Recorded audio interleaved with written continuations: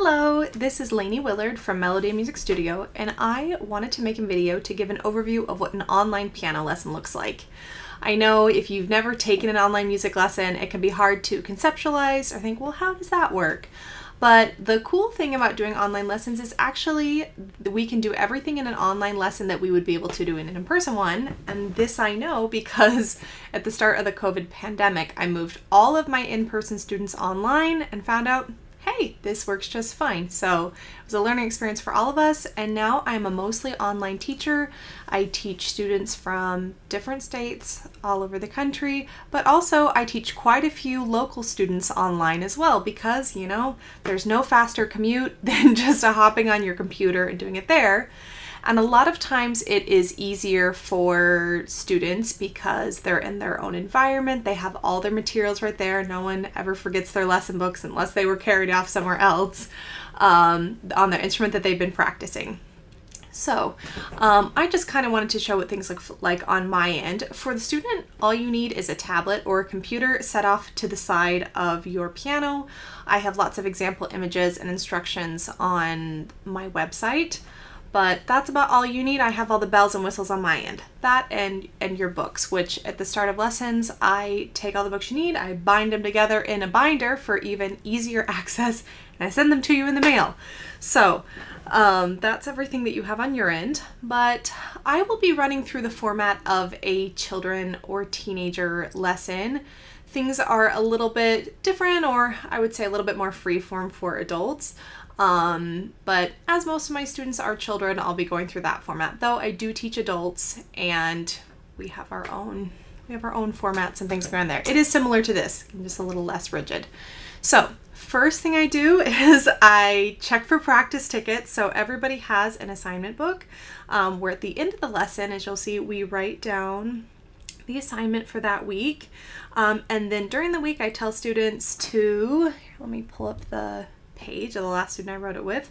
We write down the day, what they're supposed to practice, and then there's a place where you can check off practice days. Say, hey, did you check off any practice days from this week? However many days you practice during the week equals one ticket, and I put it in my whole ticket list. At the end of every month, I draw one name out of that list, and whoever's name it is gets a $10 gift certificate to sheetmusicplus.com, where it has sheet music, music games, music toys, just a lot of things are related to music. So I recommend that when students go to practice, they open their assignment book because it has everything written down that they should practice, and we write it together at the end of class. Hard to go wrong. And if they open it when they go to practice, then as soon as they're done, they can just check off the day and then tell me at the beginning of class. After we do that, we start with a warm-up game. What I usually use is Flash Note Derby.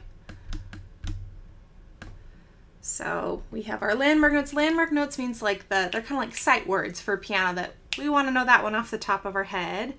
And we choose a theme. Space one is pretty popular, so maybe we'll stick with that.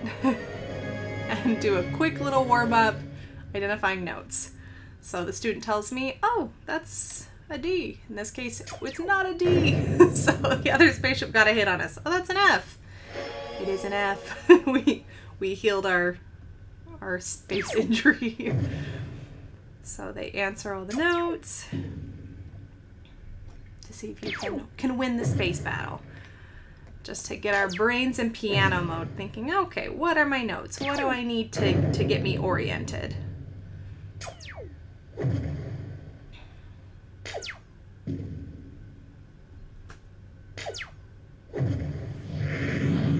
That is Flash Note Derby. Just a little warm-up activity.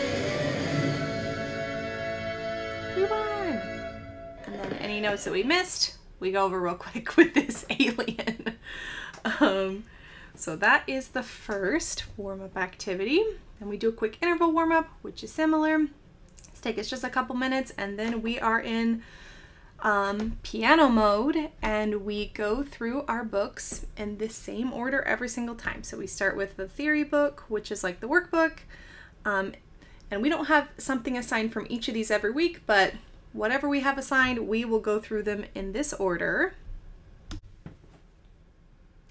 And as we move through the different parts of the lesson, I have this handy little arrow. Like, okay, we finished theory, so we're moving on to technique.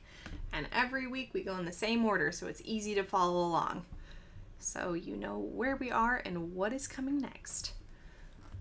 Through most of the lesson, the main screen that I'll be on is this one because you can see me, so I'm not a disembodied ghost voice, and you can see my hands, so I can demonstrate anything that you need to do, as well as the music. I always have open exactly whatever the student is looking at, so I can be like, hey, watch out for this part, or make sure you're working on this, and then can play it.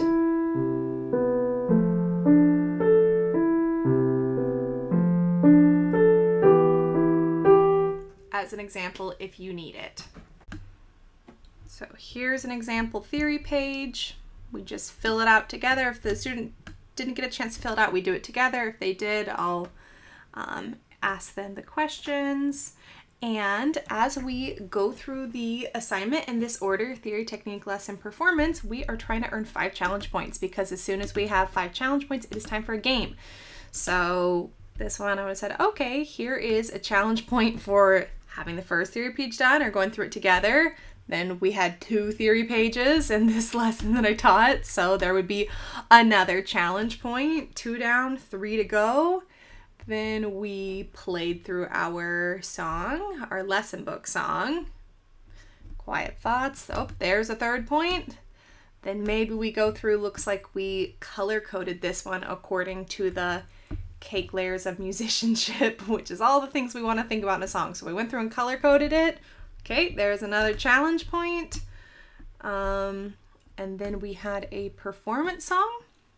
We ran through that one. Boom, 5 challenge points. Once we have 5 challenge points, we do an activity or a game. Could be a note review card game, could be memory match for vocab. A lot of times it is a board game like this. So every time you answer a question about a new concept we're doing or something that we're reviewing, that's a roll. Let's say maybe we were doing some review flashcards. Say, hey, what is a curved line that connects 2 notes on the same line or space? And if you answer correctly, okay, that's a roll. So where did I set my dice? Here we go. Like, whoa, Kirby's moving. Oh, not Pikachu. I meant to move Kirby. There we go. It's moving 1. And that's what we'll do for our game or activity. Once we run through that, then we go over the new assignment, whether that's sticking with the same songs or getting some new songs, and write it down on the assignment book page that I referred to at the beginning, where together we'll write the date, what we're doing in each book. If it's a new song, we'll write it under the new page column. If it's something we're sticking with because we got to polish it up or think about something specific, we'll write it in review pages. And if there's something I really want you to work on so we can move on, or something to keep in mind, we will write it in practice suggestions. I'm like, hey, watch out for the rhythm. It's kind of tricky. So maybe we'll know, oh, tricky rhythm. Or, okay, you have the notes, you have the rhythm, but we really want to get those dynamics, the louds and softs. So we'll write dynamics to make sure you don't forget to work on that. And that is the whole lesson. So that's how it works. And we can play through everything as long as we both got a decent connection. I'll be able to see you. And one last thing, I wanted to show the program that we use. So it is dark right now because I have it connected to my other device, but it has an on-screen piano that we can pull up that both of us can play, so the student and I can play on this at the same time. Gives us kind of some fun games there that we can do, and I've got some fun emojis I can send to you if the lesson's going well. And that's on the lesson platform we use, which is pretty easy to just log into and go.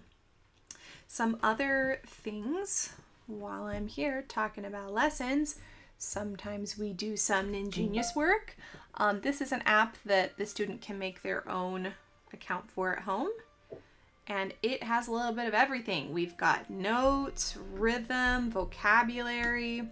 The cool thing is if you do ninja practice at home on your own, every belt that you earn, I will send you a belt keychain in the mail representing that. So you earn your yellow belt, which you just have to have an account and log in, practice it on your own. Then I will send you a yellow belt keychain with a little music charm in the mail. So you can earn belts all the way up to black belt if you want to be a black belt in piano.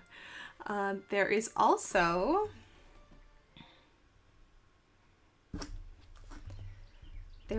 a companion app on iPad which has all of the lesson and performance book songs. That is just an added practice tool. So at the end of the lesson, I assign those in the home challenge. If we had anything from there, but they are all loaded in here. The main series I use is right here, and the way that it works is, let's say we're working on this song. You just sit it at your piano. Well, actually, you don't even need a piano because there's a little on-screen piano you can actually use. You can tap on this screen, but you can use your piano, and it will hear the notes you're playing, and it will identify if you're playing the right notes or not.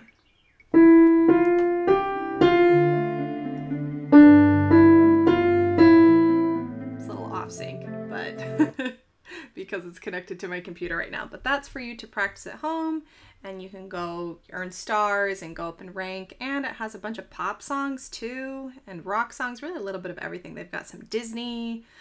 So for students that maybe blow through their assignment in a few days and we didn't have time to assign anything else in class, then you can play through all sorts of things. Like Miss Mariah here has really been killing it with the Disney stuff. She has a 3 stars on a lot of these.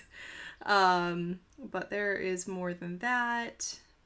Pop and rock, all sorts of different levels to play through. So that is a general overview of online lessons for kids and teens. If you're interested in online lessons, of course, you can reach out to me. I am always happy to schedule a trial lesson, an interview, a little demo so you can see how it works and see if lessons are for you. Bye.